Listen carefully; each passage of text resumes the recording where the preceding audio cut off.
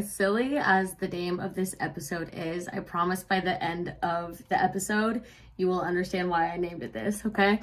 So first, what I want to say is that last week we spoke about the Holy Trinity: eating well, sleeping well, and staying active. And then a few weeks prior, I spoke about something that I called the 3 of me theory. I even made 2 episodes about it. I'm going to bring this theory up again. And I don't know what's up with all of these 3s. I'm sure there's some meaning, but we're not going to get into that. So for the 3 of me, just as a quick, refresher, basically everybody that you've ever known or ever came into contact with has a certain image, vision, idea of you, right? And then there's who you actually are. And then there's the idea that you have of yourself. Here's the trippy concept that I've been stuck on all week. That idea that you have of yourself literally exists nowhere else.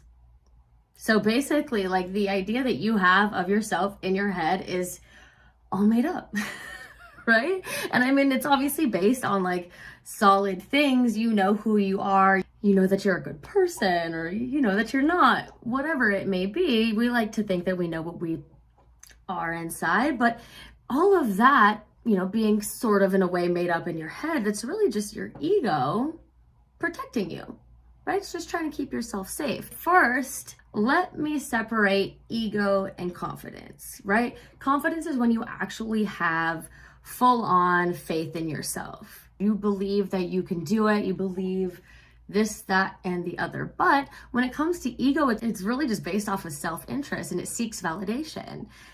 Your ego wants to be stroked. You want your ego to get boosted, right? Or like your ego does. But anyways, your ego is constantly creating this facade, and it's just trying to protect you from hurt and rejection. But we have to at least be aware of these feelings so that our egos don't start getting defensive and destructive, right? And the craziest part about all of this is that some people go their entire lives without even being aware of their ego at all.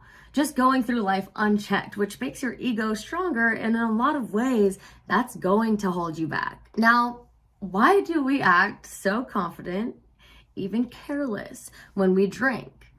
Well, that's because our ego is literally letting loose. When you're drunk, sky is the limit. There's no limits to what you can do, what you can spend, or how much you can drink. Think about how big or loud your ego is. And think about the way that you speak to yourself and how you react in certain situations. Your ego is there to protect you, but is it really benefiting you in the best way that it possibly could? How often do you compare yourself to others? How often do you get jealous? Or how defensive do you get when someone says something that just kind of ticks you off? Like that you don't agree with? Like, do you always have to win an argument? These types of things are ways that you can kind of get a grasp on how loud your ego is. For me, obviously, I try not to worry about what other people think of me, but there are times where it just happens. You don't even notice it's happening. Like, my ego will be so loud and for no reason. It's probably actually the reason that I have anxiety, but that's for another day. So it's just making you worry unnecessarily and then blocking what some people say from offending you, right? You try to defend yourself. So what I'm trying to say is that it's not always easy to get control of your ego. Think about who you want to be. And if your ego is stopping you from being that in any way, what nonsense do you worry about that you wish you didn't? Is there something that's straight up holding you back from being your best self just because you're worried about what other people might think? What I do want to say is that I'm absolutely not saying drink to get your ego to shut up. That's not what I'm saying. Instead, when I kind of started to go through these thoughts, I actually started doing some research on ego work, right? And this is the best way to actually have control over your emotions and react to situations in a positive way. And after reading up on all of this, I started to realize all the progress that I've actually made in the past 2 years or so. So I have attached an article from the holistic psychologist that it's in the show notes. It's just in case you wanted to read about this more in depth. So I know that it is said that when we're drunk, we may speak our mind, right? But you won't be able to know your true self if you discover it when you're drunk, right? Okay, so I do say to do any internal work when you're sober. It's just your best bet, all right? So this is all just to help you have more of a sound mind, okay? And like, let's break this down a little bit. There's a few steps. Ready? I'm gonna keep it short. Step one, we've already kind of talked about, is to observe your ego. Like, notice your thoughts, mostly in the morning when you first wake up, and then when you are about to go to bed. Like, just notice what you're saying to yourself, the thoughts that are running through your mind. And then step two is to take that more in depth. Actually, like, describe yourself, all right? Those traits are what your ego protects, okay? Really think about that. When you describe yourself, those specific traits are what your ego is protecting, okay? So step three, my favorite part, gets a little awkward if you let it. But step three is to name your ego. Literally separate yourself from your ego. And why? Why would we do this? Because you need to see past your ego to actually align with who you're meant to be in this universe. Okay?